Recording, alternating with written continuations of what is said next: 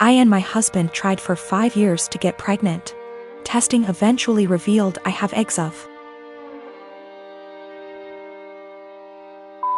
steel, and without medical help I'll never get pregnant. So that's what we did. Gave our samples, 1 petri dish, and 9 months later I have 2 beautiful fraternal twin boys, Jack and Adam.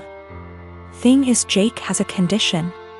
Without going into detail, requires a shot once a week. Once he is older he can take pills.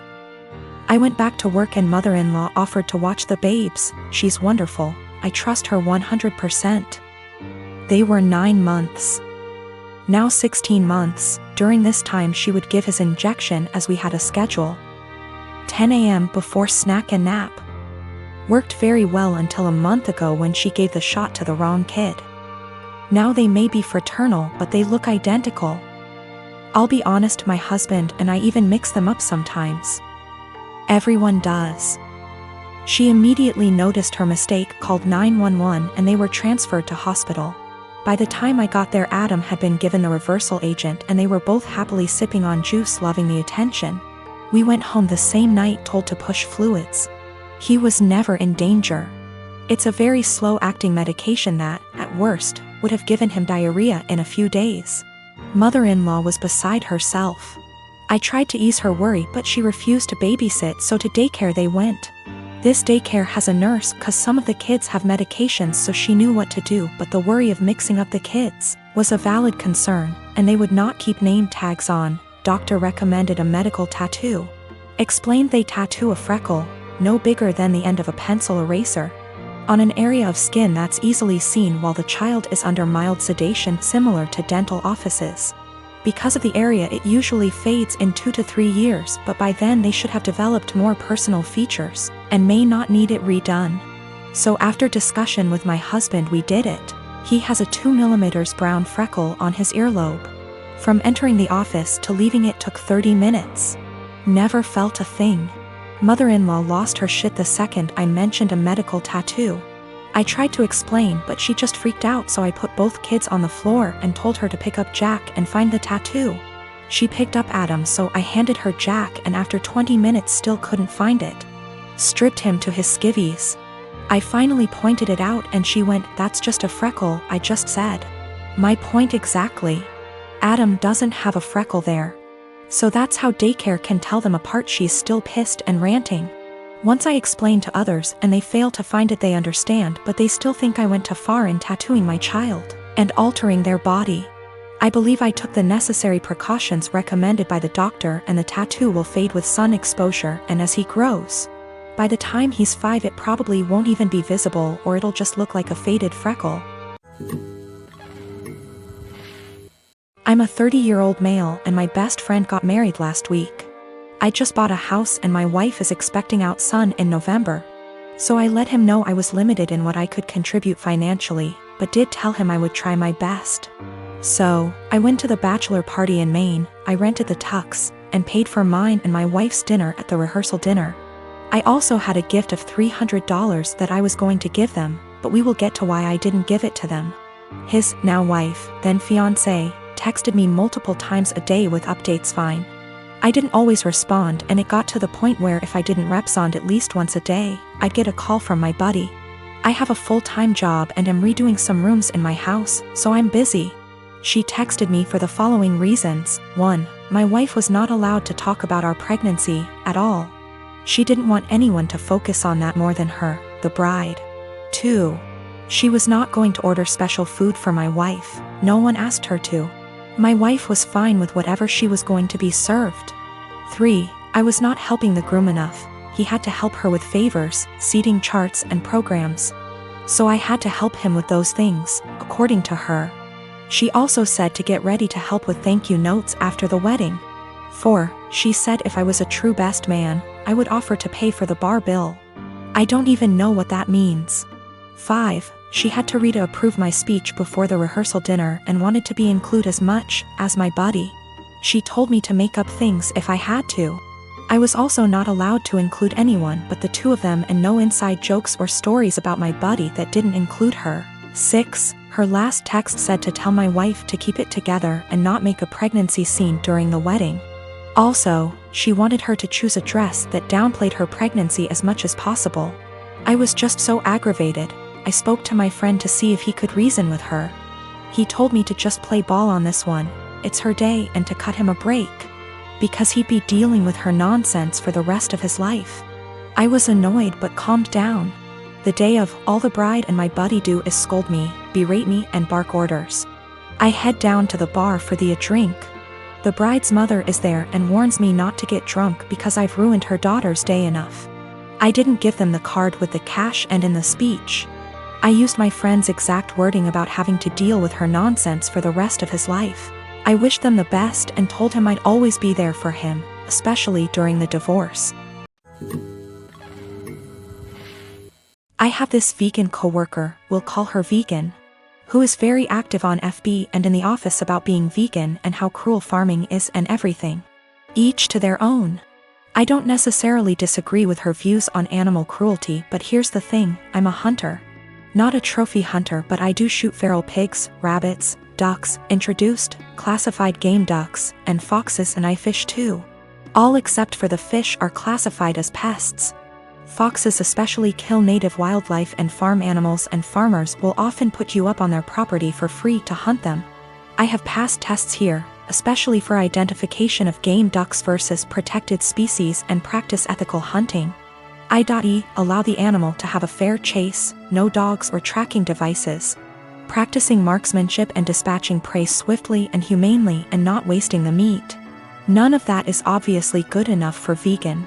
When she first came onto the team and told everyone she was vegan, I kept my mouth shut about my hunting. I also think she's really intolerant because she preaches to people about how going vegan will help with their various ailments, and always turns up her nose at people heating up meat in microwave. As a result, we've kind of consciously started excluding her when we get up for lunch. However, last year I started going hunting more regularly with a work friend from another department, whose uncle owns a farm where feral pigs and like are an issue, and he often swings by to have a chat about guns and bows and our next trip, and she found out I was a hunter. This isn't even at our desks, it's in the kitchen area that has tables and stuff, and we sometimes eat our lunches together. Ever since then, every conversation I've had with her, she's referred to hunting and how cruel it is. One time, I wore a leather pencil skirt to work and she had a go at me for wearing animal products. She seems to have singled me because of the fact that I go hunting. My boss has no spine, I've tried talking to him about this. But she just intimidates him and makes it seem like she's been persecuted, and he's backed down from that. She even tried to get a vegan shelf in the fridge and tried to rope in some Hindu vegetarian guys to do that, but they pointed out that they use milk and cheese and honey in their cooking. They also think she's nuts. It's gotten to the point where we go out for drinks on a Friday night at 5 and we never ask her. I don't organize these things, a coworker does, but my boss told me, when I brought it up in one-on-one meeting, that she feels really left out and she seems to think it's my fault because I've been here for longer and I'm somehow poisoning them against her, or something. I have since been conscious of this. If anyone starts conversation about vegan, I just say I don't talk to her unless it's work-related, and she's more than adequate at her job. It's actually become something of a joke or catchphrase. I told my boss I don't organize anything except official events, and she's always been invited. If she's not invited to informal stuff, that's not even organized by me, then that's not my problem. The coworker that doesn't invite her, she managed to piss him off because he's eaten guinea pig, he's from Peru. And she asked him if he'd eaten any of his other pets. For the record, he never ate a guinea pig that was a pet. It's something they eat in Peru. Whenever she brings up hunting or anything, I just point blank ask her there was anything work-related that she wanted to talk about, and if there wasn't, I would start talking to someone else or just walk off. I have asked her multiple times to keep conversations work-related. I never start a conversation with her at all. Most of the time, she pounces when I'm in the kitchen making tea, getting water, or just stretching my legs. One time last week, a group of us were talking and she got up to join the discussion. A horrible silence fell over the group to the point where I just excused myself and went to my desk, and so did a few others. It all came to a head in our team meeting today when our boss, Usually at the ends asks if there's any positive news or celebrations outside of work people want to share, like engagements, marathons, charity appeals, etc. And Vegan sarcastically asked me how many lives I'd taken last weekend. I got annoyed and said her constant badgering me about my hobbies and choice to eat meat was discriminatory and bothersome, and that unless it was work-related, she was not to engage me in conversation otherwise, and told our scribe to put that in the meeting minutes. She seemed a bit shocked by that, and my boss looked uncomfortable but said fair enough.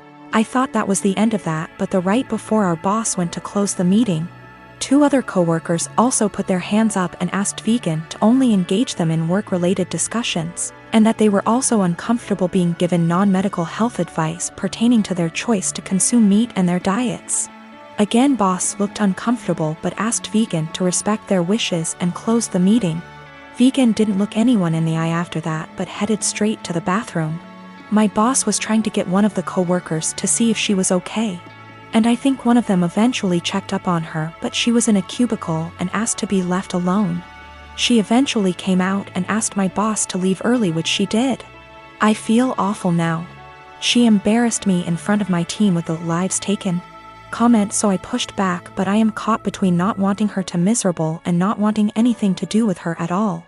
A few of my co-workers and I ended up in a proactive conference call after this with HR, who basically said that always been subjected to unwanted advice and jabs about eating meat was not okay, but some mediation was in order to ensure cut the tension in the workplace.